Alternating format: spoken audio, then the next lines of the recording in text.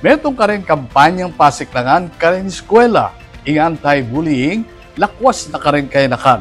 Ay ni-report ng Patricia Mamang.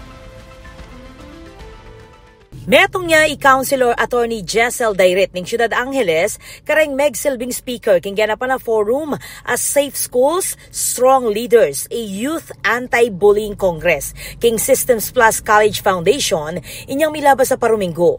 Keti, dinikdik ning abogadong konsehal ing ulaganing batas laban king bullying kareng eskwela.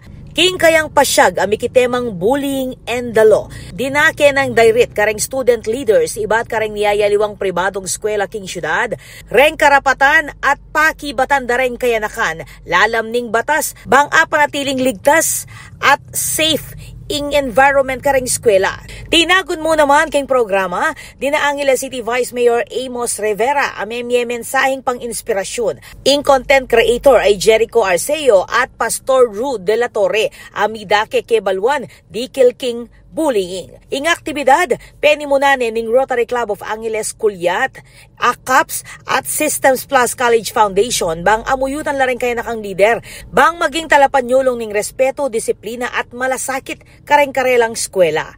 Ako po, Patricia Mamangon para King News Force Pampanga.